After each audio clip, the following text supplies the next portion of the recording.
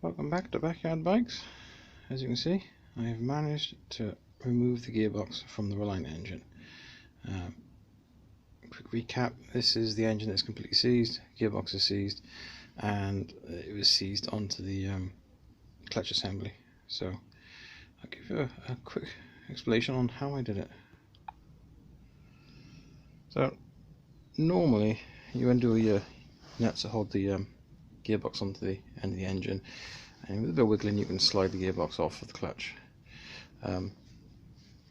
which is bolted to the flywheel.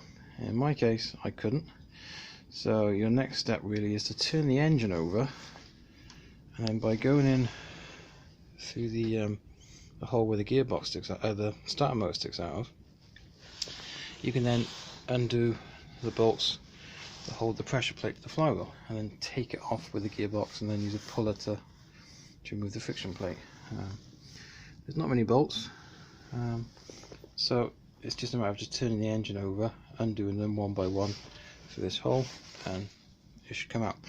Only problem is with this one, the engine was seized, gearbox was seized, so I couldn't turn them over. So I had to come up with another solution. And my solution is why the pressure plate looks like that. So what I did is that I used a drill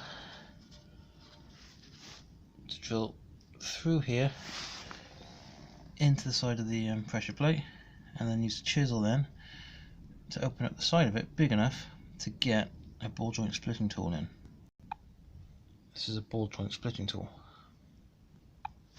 So this then, I go through there into here and force the friction plate away from the pressure plate, which eventually allowed the gearbox to pop off. Obviously you need to use a hammer on the end of that to apply the force. A hammer like this.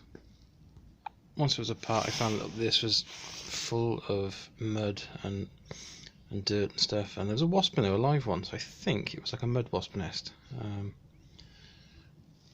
He's been living in there and gone into hibernation. As you can see, there's nothing much left of the kind of friction material on the thrust bearing there. On these, it doesn't spin like on a modern thrust bearing. It's just a fixed piece of friction material.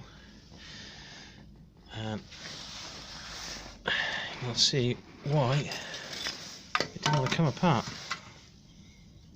See? Completely snafu. There's your problem right there.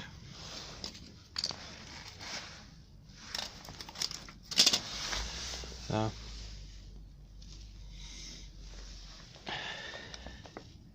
this, I think, is going to need to be skimmed because there's a lot of corrosion on it. If you're going to have to take it off, I'm probably use electrolysis as well to clean up the teeth on the ring gear, if they don't wire brush up into a nice soft finish. They are a little bit crusty. So there you go. Next step will be making a frame, so I can start stripping the engine down. Can't really afford to buy an engine stand, plus I want to build something that I can bolt the gearbox back onto it and use it as a test bench, get up and running once it's rebuilt, which you can't do with a conventional engine stand because it bolts onto the engine at the flywheel end, and that's no good if I want to attach the gearbox. So yeah, so if the weather warms up a bit, I'll be cracking on with that.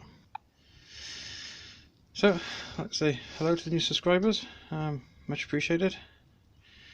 It gives me confidence when the subscriptions go up to do more videos, and if you're just one of you, it's fine by me. Hope you find this informative and helpful. I'll see you all again soon. Ciao.